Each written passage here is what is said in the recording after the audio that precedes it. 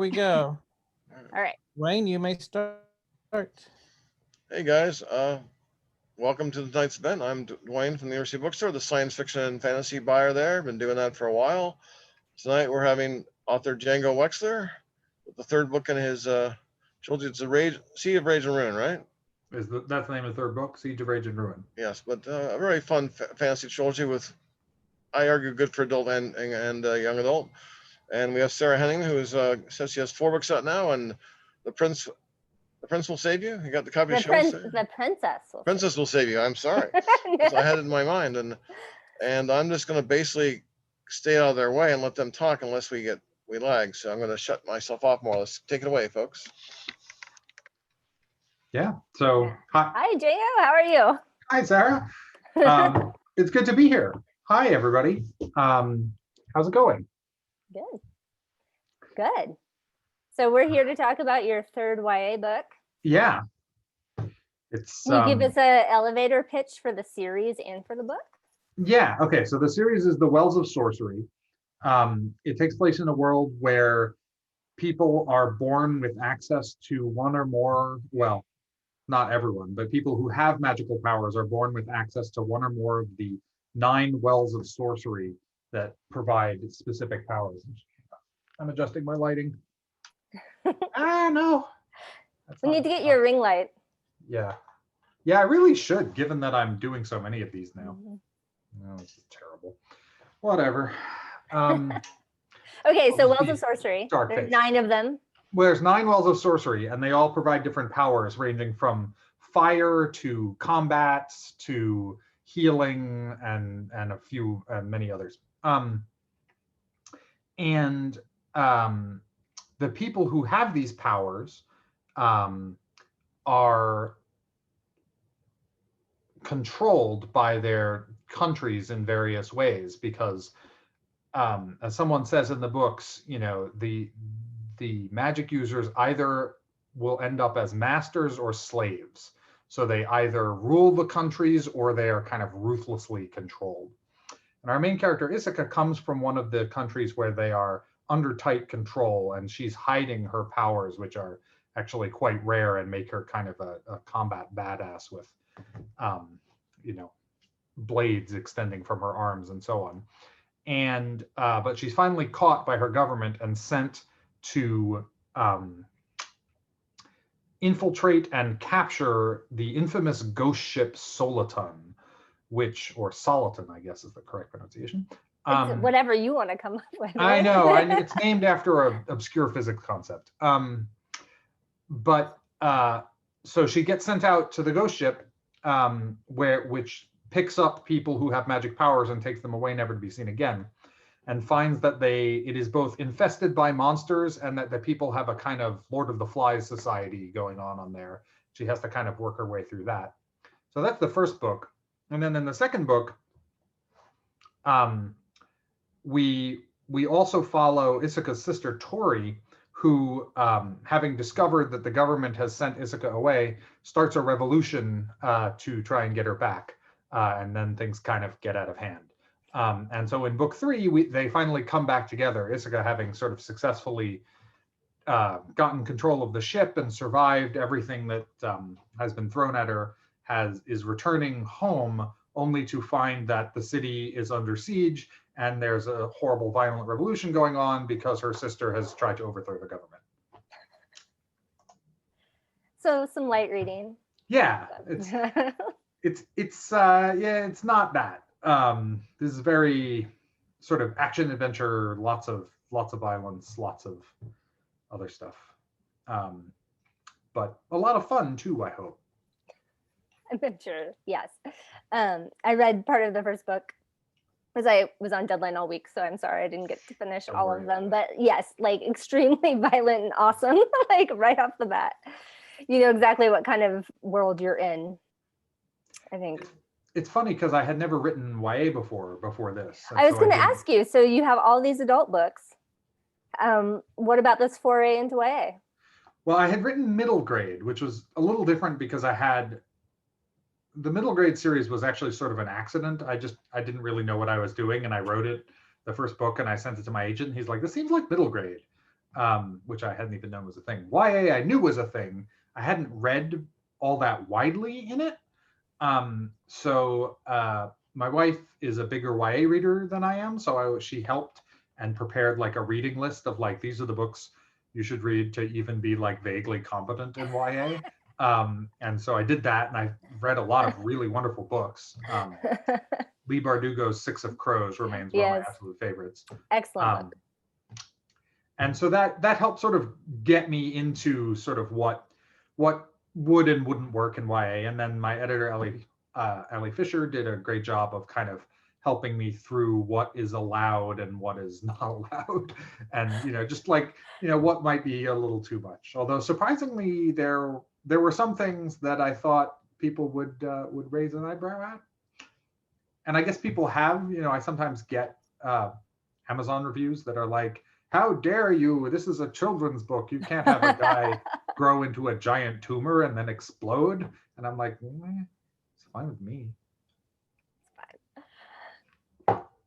So, but yeah, Allie says that was awesome. YA is a really interesting genre these days. Like, I feel like getting into it has really opened my eyes because, like,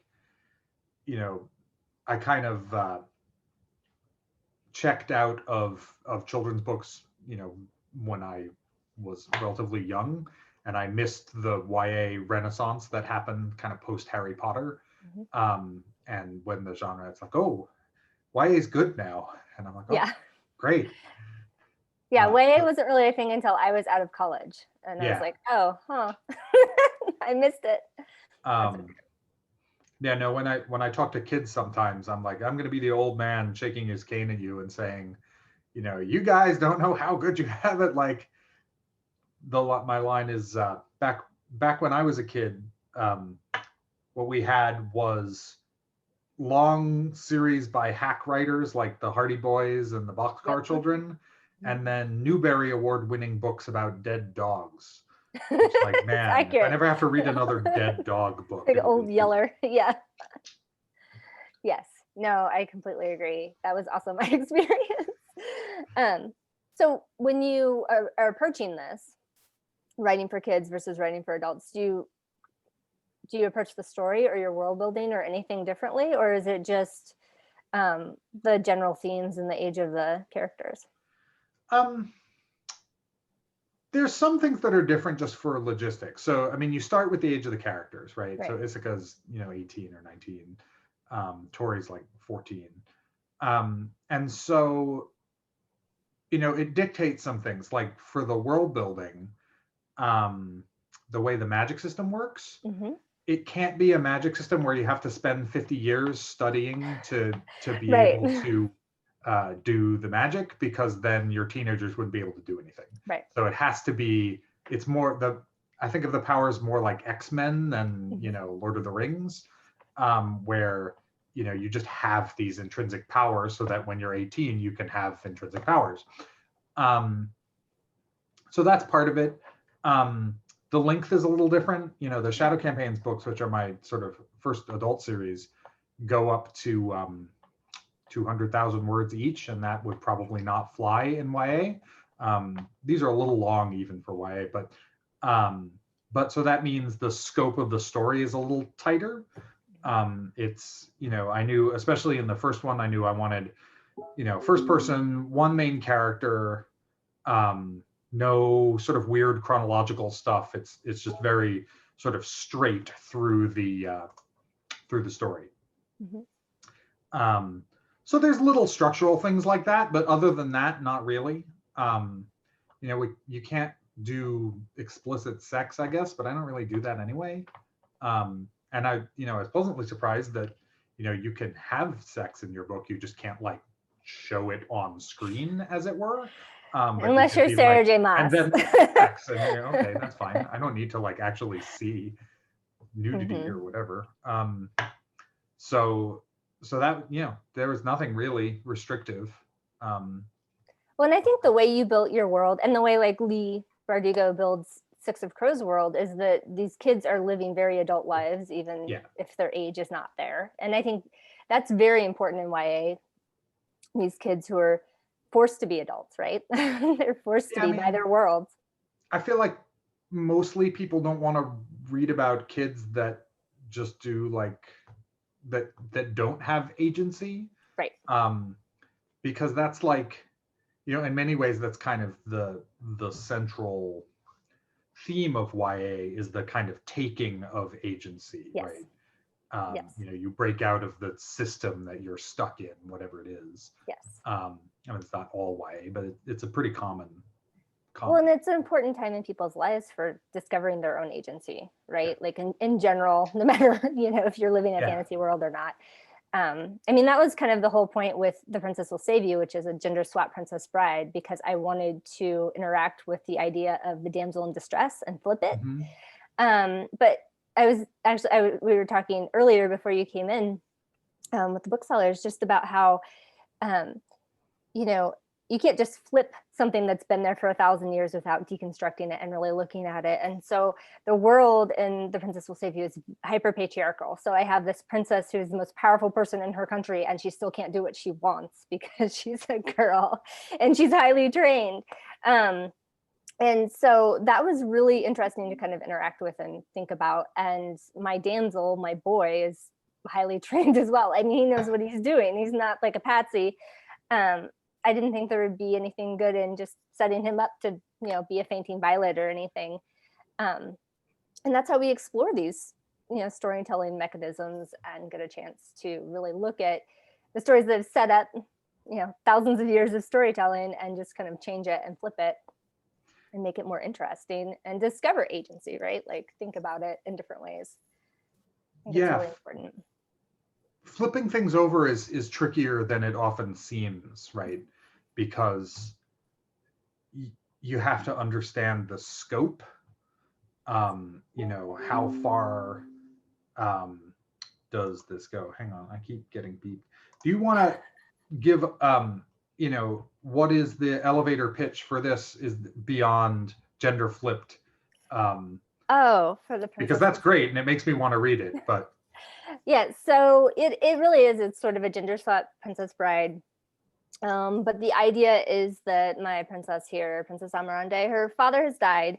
And to access the power of her kingdom, she actually has to get married. And she's like, no, I'm 16. I don't want to get married. I might be in love with my best friend. And puts up a stink, basically asks for consent on who she would marry, trying to get them to change the law. And her best friend, Sable Boy, is kidnapped. And so she's like, you know what, I'm just going to go after him instead of playing the game. And she goes after him, and it's a journey book where she rescues him. But then, you know, is so not to spoil The Princess Bride for you. You've had, you know, 30 years to see it. Read the book. If you haven't seen The Princess Bride, if you haven't seen go it, watch The Princess Bride. I mean, come on. So the whole point of this book was I love The Princess Bride. I'm a child of the 80s. I've watched it a million times. Like I brought the DVD with me to the hospital when I had my son who's 12 because they didn't like you brought your CDs and your DVDs with you to the hospital because they didn't have good cable. Goodness. Streaming, you know, back then.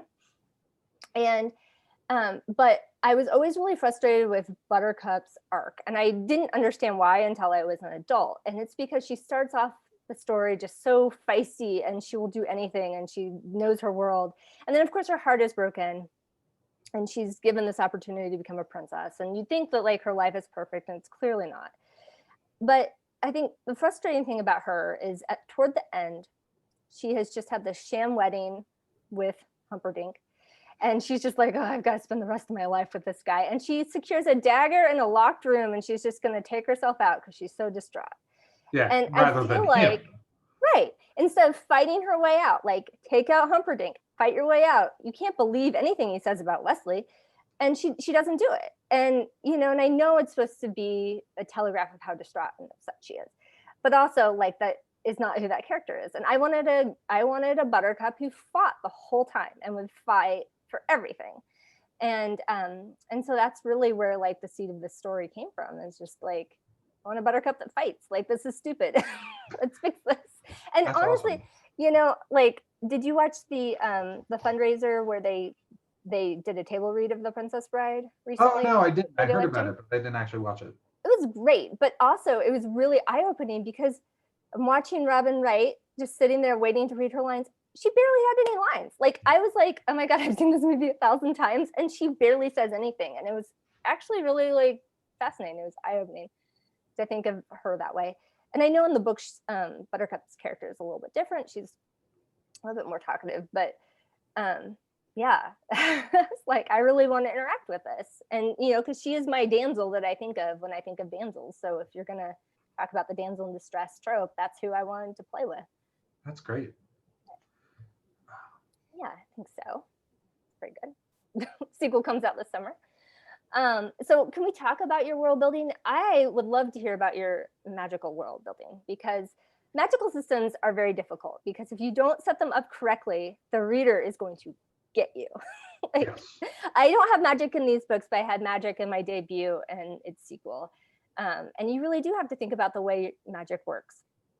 And in your case, I love the Marvel powers kind of thought process. So how did you decide to have 9 wells? Because I was like, oh my gosh, keep track of all this. Like, I'm picturing like a spreadsheet. You've got a spreadsheet of like everything that can do and who has it and what they do. And It's funny actually, because my honest answer is that I don't remember. Because here's the thing about this book. This book, actually, the concept is very old. So I was in college, you know, in 1999 to about 2003, and then I stuck around for a little while. we're like the same age. I went to college then. Oh, really? Okay. I live in a college town now. I just never, Yeah, I left. I did leave. I came back. I actually went to work for the university doing AI research, which was fun, but ultimately kind of pointless. And then I finally had to leave because I'm like, everyone is getting so young and I'm getting older. This is ridiculous. Yeah, living in a college town makes you feel very young and very old at the same time, let me tell you. Like, yeah. Absolutely. But anyway, so this was in Pittsburgh. And I had written a couple of books and sold them to a small press. And I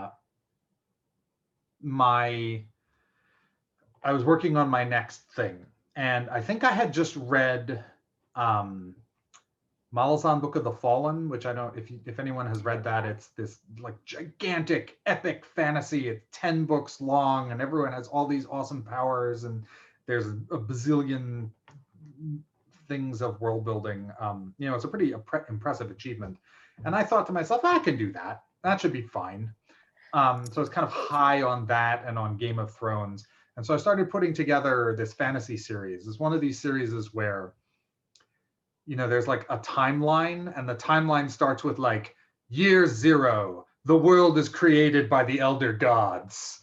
And then like there's like pages and pages. And I forget how many novels I had planned in this timeline, but it was like more than 10. I wrote one. I started writing a second one, and it kind of collapsed under its own weight, and I decided the whole thing was a bad idea.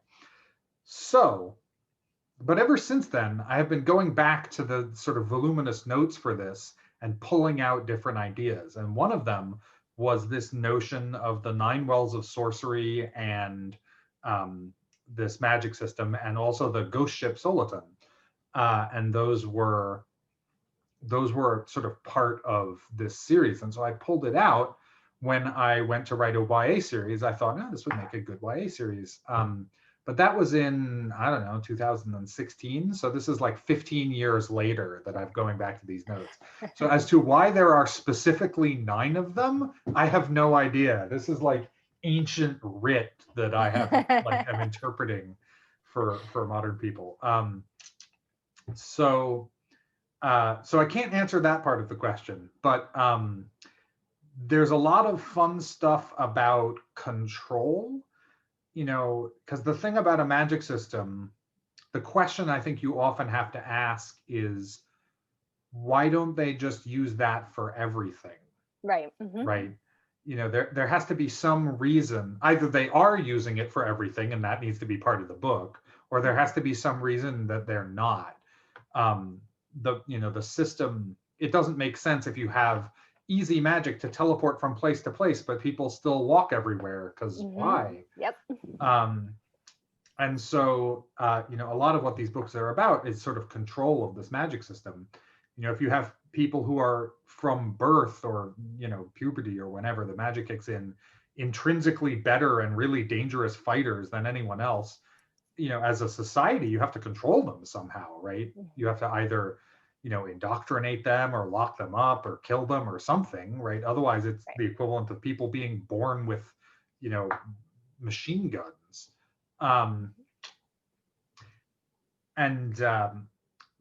The one little interesting bit that I really lean into in this thing is that they have the ghoul well. One of the 9 is for healing and sort of biology control, and this is a really useful thing because you can like heal people, but it's really hard. And it's easy to get wrong and screw up and accidentally murder people or create horrible diseases or like all these terrible fates. And so these guys are like pariahs because they're now associated with a particular place called the Vile Rot, which is this place where the Ghoul Well users kind of went berserk and created this like ultra destructive fungus kingdom that spreads to anything that it comes by. So that was a way of sort of controlling, because like healing in a fantasy novel is like a super duper useful power, and you have to like put some controls on it or else people just get into fights too easily. So are you one of those people then that builds the world and then builds the story around the world, or do you build the world to suit the story that you have in your head?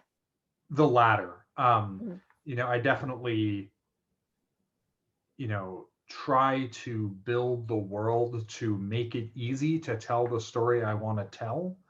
You know, I often read books, I feel like, where the authors are kind of fighting their own world building, where like they came up with some world building and then they wrote this story and they're like, oh wait, now I have to give a bunch of excuses as to why we can't do X, Y, and Z. Right. And I'm like, well, why didn't you just do that for in the first place and to not make that possible when you were doing the word building? And you know, maybe it feels more realistic that way, but I always like to approach it from the other direction. Yeah, I tend to as well. Yeah, I have friends, I'm good friends with Tessa Grattan, and she is like a master at world building, and she will talk about building a world first and then telling the story. And Danielle Clayton talks about that too. And I'm like, no, I meet my world on the page. I meet my characters on the page. I usually have sort of the spine of a story, the thread of what I want to tell, and then it just goes. I let my subconscious do it. And then sometimes, yeah, I'll flesh out the world to fit the story that I wrote. If that makes sense. Yeah, like when I was doing the Shadow campaigns, which is this sort of military fantasy, because I wanted the sort of marching armies and stuff to be important to the book, I knew that one couldn't have a magic system like this book does, or like you know, Malazan Book of the Fallen or Wheel of Time, where a powerful magic user can just blow people away with a wave of their hand, because I wanted the non-magical people to mean something, right? At least in a combat sense. And so the type of story I wanted to tell very much dictates what the magic system looked like. So it's a very kind of subtle, you know, like magic system where you can sneak around or you can change people's minds, but you can't like fight 1,000 men. Although that would be cool. I mean, it's just a different kind of story, right? Mm-hmm. That's the story where the two mages fight it out in midair, right, and that determines the fate of nations. Yes, exactly. Well, and so I was going to ask you about the combat, because your books are very like combat heavy, very fight centric. Why? You just enjoy writing fight scenes? I mean, yeah, I'm a former sports writer, and so I love writing fight scenes because they're basically battle scenes. I mean, that's what they are. Yeah, that's basically what it comes down to. You know, it's a thing that has always been interesting to me. It's something that, thankfully is not part of most of our daily lives, which makes it sort of interesting to deal with in fiction. Most of us never have to sword fight for our lives or get into gunfights or whatever. And so it is, fiction is a good place to sort of explore, what that's like and what that does for characters. But also it's just, it's what I grew up on and, what's exciting to me. Ship of Smoke and Steel has a pretty heavy anime influence. I'm an anime nerd from way back. Excuse me. And so there's a lot of that in there. These kind of I think of the classic anime scene as like the two people who are having a fight, but they also have to like be having an argument at the same time. Oh, I love that. Yes. And then like only by winning the argument and demoralizing your opponent do you win the fight. There's a fair bit of that in. Well, and I like the humor that can be brought in when you set up a fight scene that way. I think it works really well for character building as well as moving the story along. Yeah, fight scenes, one of the tricky things is that while I obviously, grew up on all this, visual media, anime and movies and television shows and whatever, fight scenes do work very differently in books. They're not intrinsically exciting the way they are in movies when done well. In a movie, you can show us a fight scene with just the barest bit of characterization. And, the best example that I always go to is the beginning of The Matrix, the movie, The Matrix. And, that movie starts out and we know nothing about Trinity or who she is, whether she's a good guy or a bad guy. We have her appearance and we have some little teeny character cues, right? That she's afraid and she shows some humanity and the agents are these robotic guys. But that whole scene is very exciting and you couldn't do that in a book. We would need more character because the sort of spectacle of it doesn't land. We need to care about the actual humans or whoever is involved in the fight scene. Yeah. So when you're writing a fight scene, do you pump yourself up by watching visual media? Because I definitely have found that like going back to fight scenes I like the opening of Casino Royale where Daniel Craig's in the construction zone and with the parkour guy and he's like running up things and like that's such a good chase too. It's so great and it has great pacing and it has all these different elements that make it really interesting. And so just watching something like that, even if I'm writing something like that's sword fighting on horses, like I find very helpful as far as creating things. Do you do that? Like, so when you're working on something, do you tend to gravitate towards watching something that may inspire you or listening to music or anything like that? I like listening to music. If I can't watch something and write at the same time, it's I can't either. I do this around my writing time. Yeah.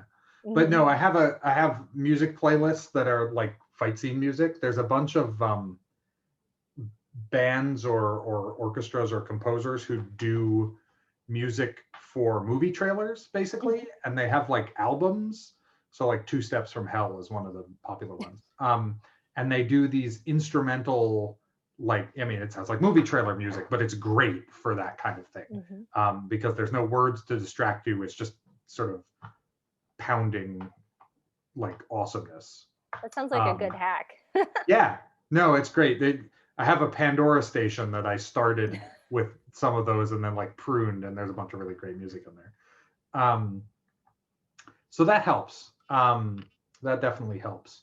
Sometimes I'll get up and sort of act something out if I need to figure out how exactly the choreography works. I have like some wooden swords. I mean, I have some real swords, but I don't swing those around. But yeah, I do that.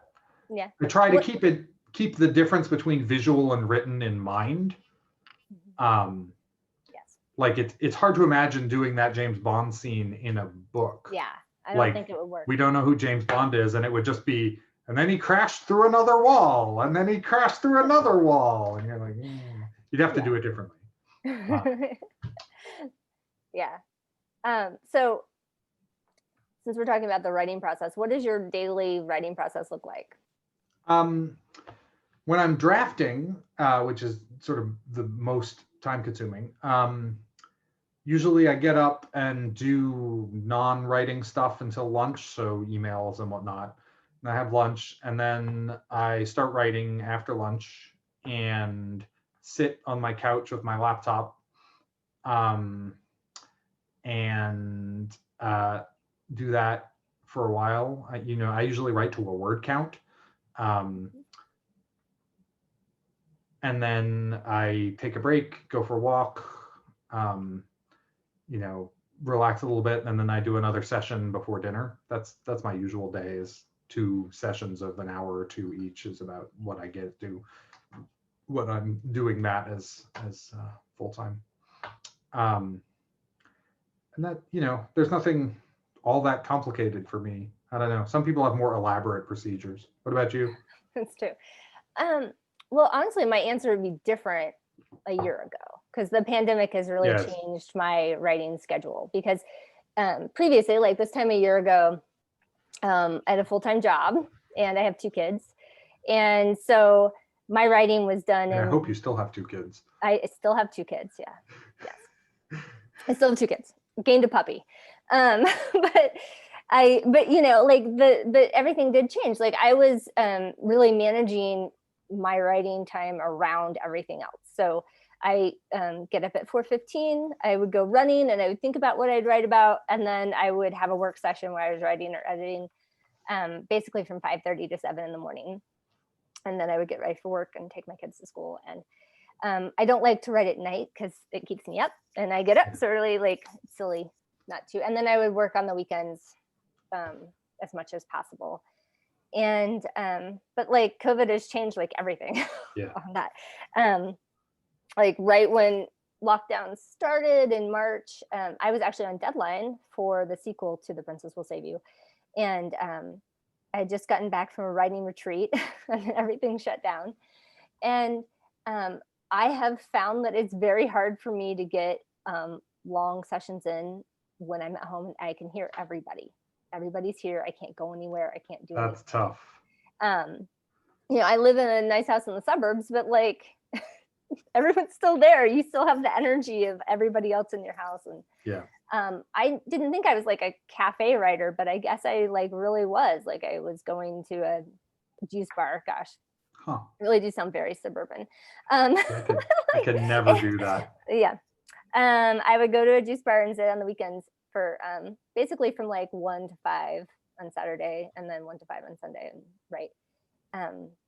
And like, but then working from home, pandemic ate up my morning. I would get back from running and I'd start working because I didn't know if my kids were going to get in the way of my work, my daily job. And then like the boundaries just bled out. Like I was working until 9 at night and just like all the time. And then writing, like it was really hard to get anything in and it was hard to focus on what I was doing and doom scrolling and everything. Oh God. Yes. So so now my schedule is completely different. I am only writing now, and and my kids are, one's in virtual school and the other one's in hybrid, and that hybrid is a kindergartner, so it's really like it's like it might as well be virtual the whole time. But things have changed. Like my writing schedule is now like, so now that my kid is in hybrid, I write on the 2 days that she's in school. And that's great because I've never had a block of time like that, like ever. Yeah. And then I, work on the weekends and I still get up at 4:15 and run and do my stuff. But like, it's not as like the pressure to get it done in that hour and a half I had is not there anymore. Now I make my daughter's lunch and hang out with my kids and get ready for the day and think about things. So it's just, there's a much different cadence to what it was before. No, it's actually strange how little my routine has changed in COVID. Changed? Yeah. My wife and I joke that we were already set up for this because I've been doing this full time for a few years now, and she had recently left her job at a bookstore and gone to doing a virtual assistant job full time. And so basically we have 2 offices in the house, and she's in hers and I'm in mine, and that's just the way we were as of Nice. January of this year. And then as of March, it became the only way we could be. So Yeah. things haven't changed all that much, although I can't go out to lunch anymore, which is sort of sad. No. Well, we turned our dining room table, we bought standing desks. So Oh, did it's our you? little like command center. Yes. Nice. Yeah. And I mean, when are we going to have anybody over for dinner again? Like Yeah. never.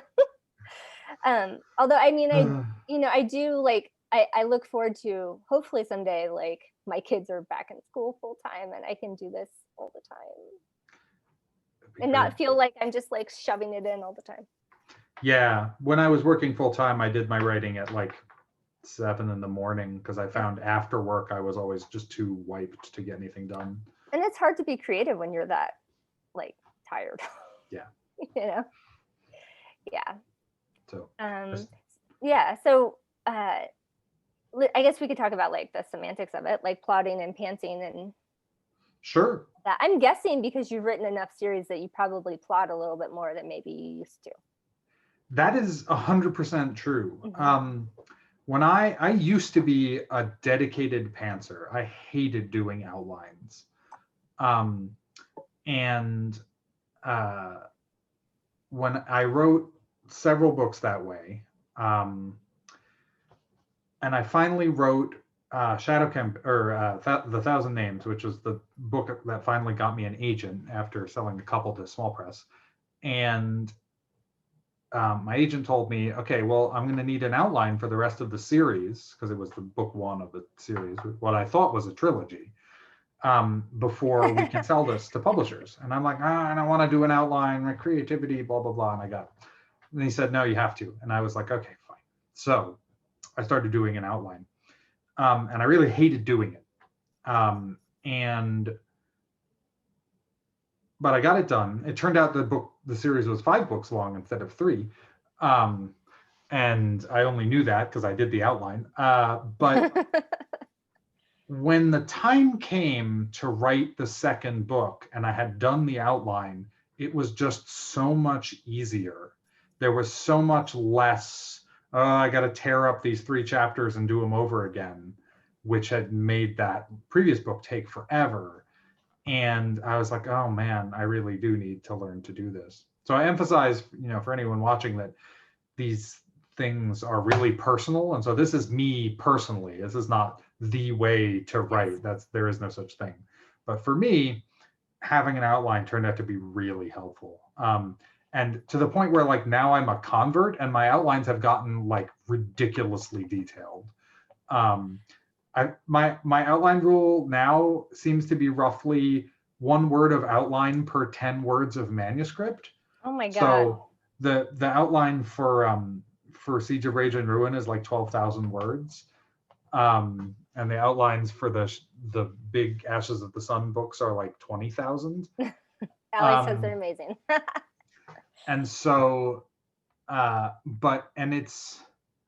feel like the skill I've gotten better at is the ability to write a scene in outline and kind of visualize basically what it will look like when it's written out fully, and enough to think of any problems without actually doing it. And so that lets you kind of find all the pitfalls in advance.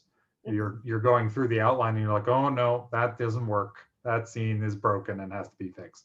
Not all the time, but a lot of the time. It also has the side benefit of, if you're working with a really great editor like my editor Allie for Siege, or my old editor Jess for Shadow Campaigns, or really any of my editors, to be honest, Breed for Ashes, you can send an outline to them and they will give you hints on it and tips. And it is way easier to change something at the outline phase than it is for later. So, one particular example, Jess told me for one of the Shadow Campaigns books, this character that you introduce in chapter 20, I really think we need to see her in chapter 2, right, and so that she's more of a presence. And like, man, was it easier to do that, to add a couple lines to the outline than it was to rewrite, 50,000 words of book. shoehorn it in. What about you? Where are you at on the I pants and think plot? I tend to be a hybrid pantser and plotter. Like I said, I know the spine of a story when I start it.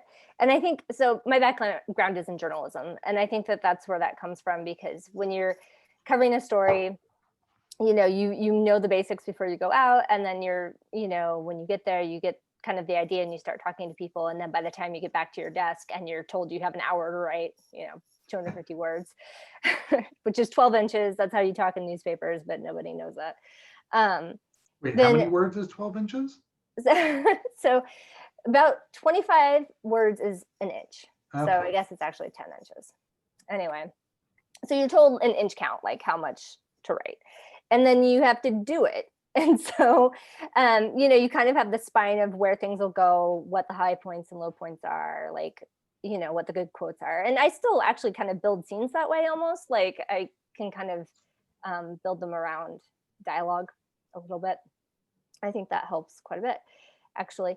But I think, it's true. As you go along, you're planning things because people are expecting things from you. Mm-hmm. And it does make things easier. And I also have the added benefit. My debut was supposed to be a standalone, Sea Witch. But it did so well that they were like, hey, you want to do another one? I was like, well, yeah, I've been thinking about it for 3 years. And they're like, great, you have 6 weeks to write it. And I was like, sweet. And we crashed it through. And in that case, that's fast. Oh, it was something. It was something. But I've been thinking about it. My subconscious has been working on it for a long time. But I had this finished product, and then I knew what I had to work with, and then I took it and made a sequel. And with The Princess Will Save You, I knew that we sold 2 books. And so the planning for that has been completely different, because I had the ability to write in what I needed in the first one and for the second one.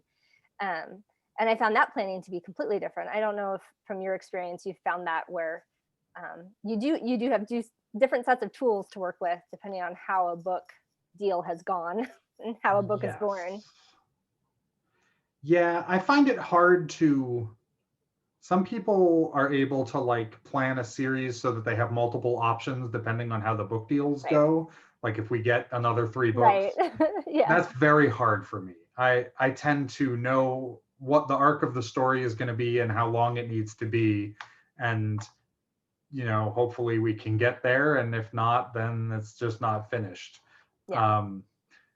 But so far that hasn't been a problem. I've gotten better at scoping things. So,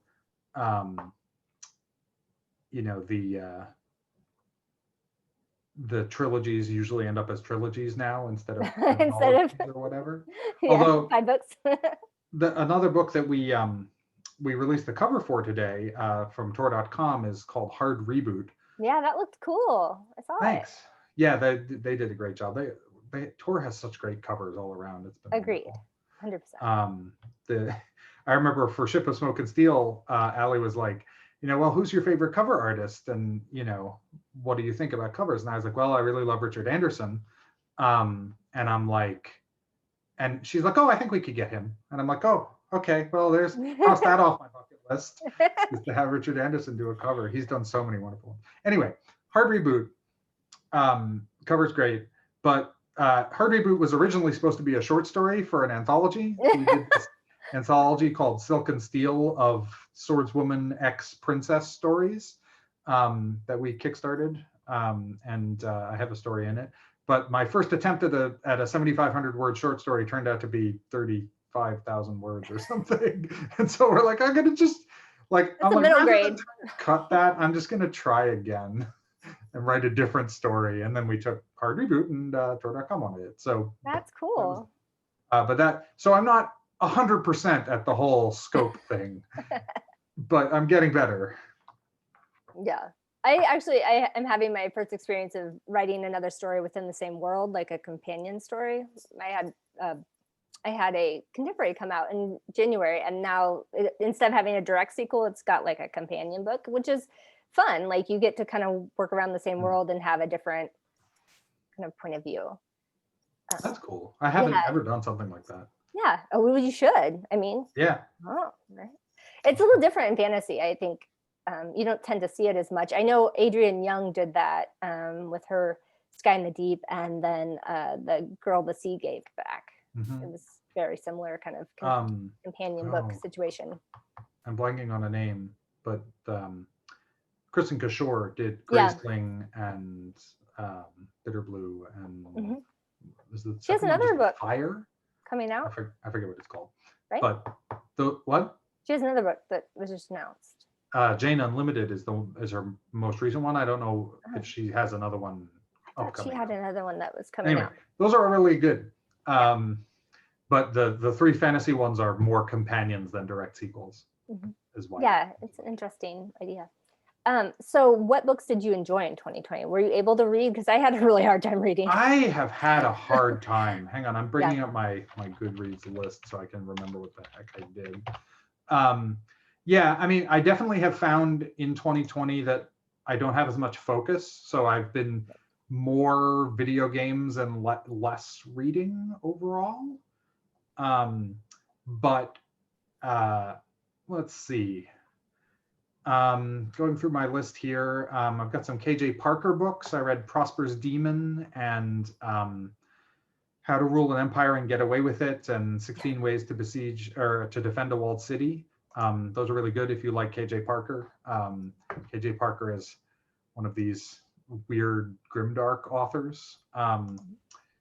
I liked some Adrian Tchaikovsky's books. His novella Made Things is really great. And then I just read The Doors of Eden, which is this like, I don't know, I invented the word Evo punk for evolution punk to describe it. It's this like science fiction story about alternate Earths in which intelligence developed in different ways.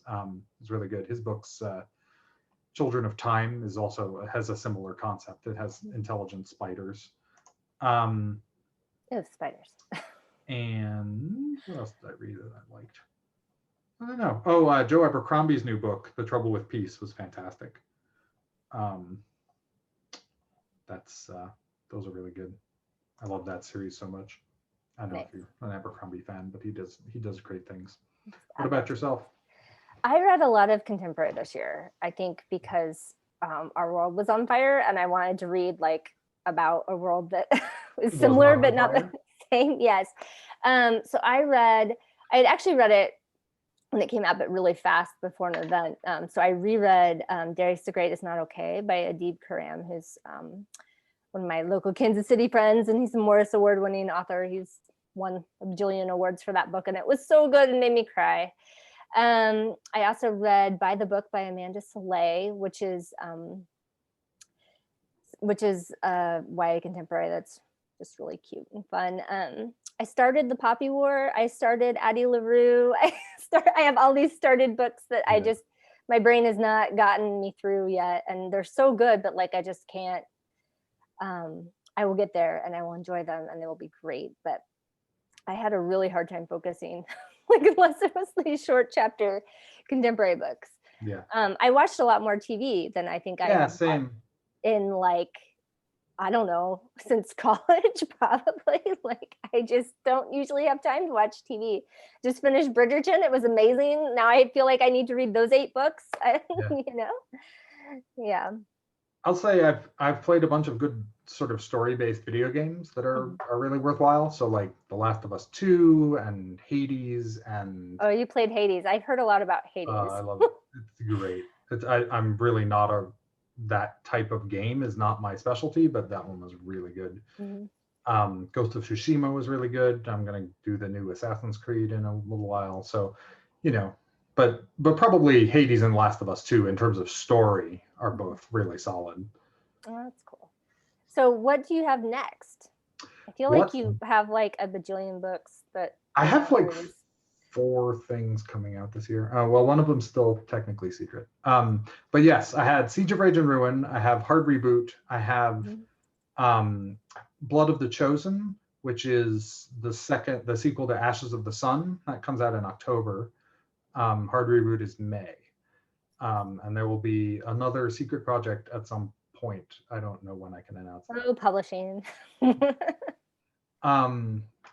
But yeah, those things. And then, you know, we're kind of working on what the next thing is going to be. I mean, I'm doing book 3 of Ass of the Sun. Obviously, Siege of Rage and Ruin is the end of the Wells of Sorcery trilogy, so that's now complete. But yeah, I'm working on what comes after that. I've got some things out, so we'll see who bites on it. What about you? Well, let's see. So the sequel to The Princess Will Save You is called The Queen Will Betray You, and that comes out July 6th. Very nice. And that also has a really cool cover. Yeah, been very lucky with the covers. And then that companion book I was mentioning comes out in winter of 2022.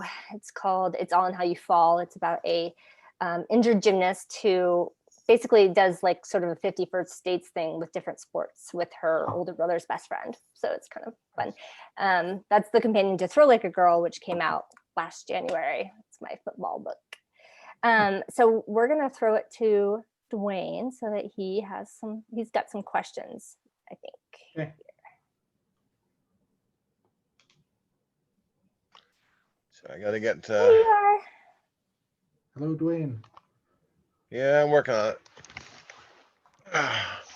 So Django, when you started out, did you plan on making the healing one kind of the evil well? Because the default would be like necromancy. People always pick them as the bad guys or something.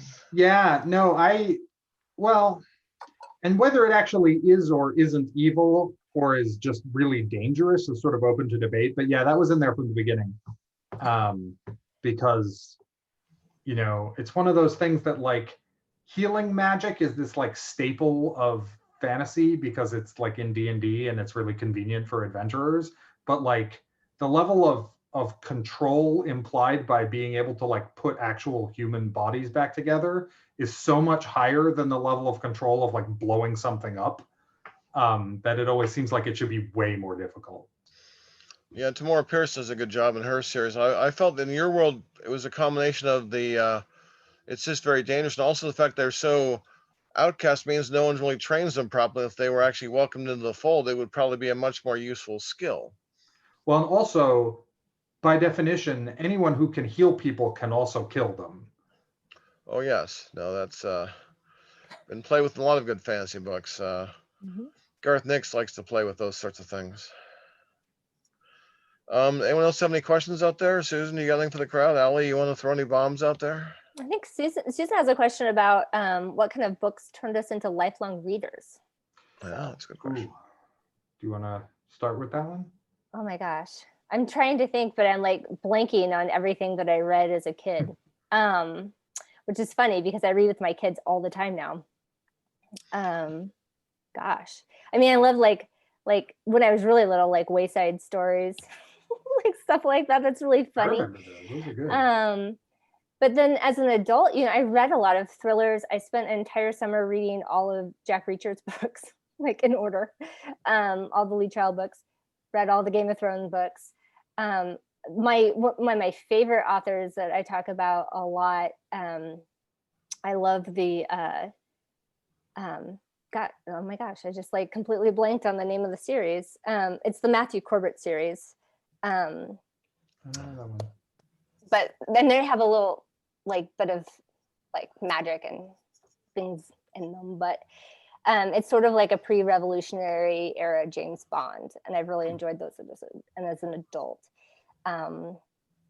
So yeah, I'm like completely blanking, and I love the other Robert McCammon, that's his name. Sorry, like woo, it's late here. How about you, Django? For me, I would say it was, I mean, as we were saying earlier, the sort of YA world was not what it is now when I was a kid.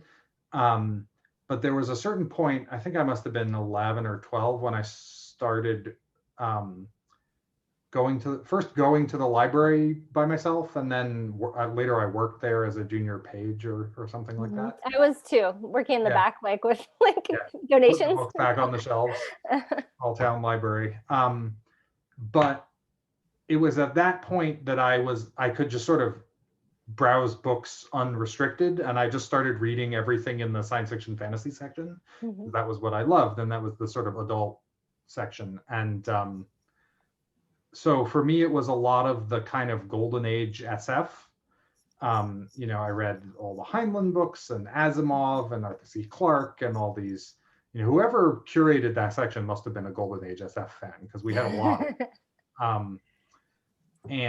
So it was really those, David Brin, Neil Stephenson, that kind of thing, which is a little weird because these days I am, as a reader and a writer, much more into fantasy than science fiction. But as a teenager, science fiction was my jam. But yeah, I'll tell you, if I could go back, when I was a kid, there wasn't a lot of adult fantasy out there. I was reading the Juvenile Highlands was the first thing I remember, and I branched out from there. But there was no Tolkien hardly around anywhere that we knew about. There was no Terry Brooks. There was nobody else out there, so it wasn't a lot to go from. Did you guys see Allie's question? I don't. Maybe No. you missed it.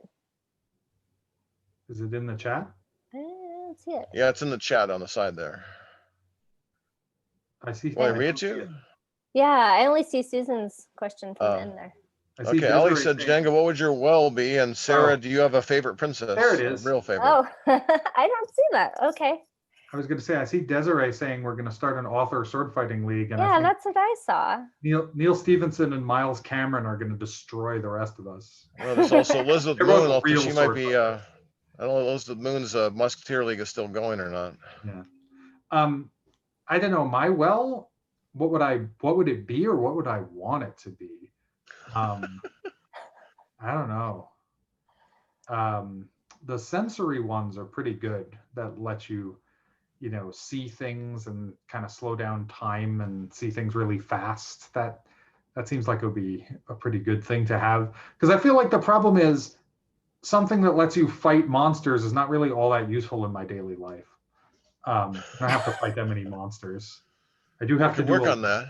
email, though. Well, thank you. But yeah, so the sensory one or the healing one would be great if I could actually get it to work. You know, I could go around and cure diseases and things, but I probably would be a little afraid of turning people into giant tumors.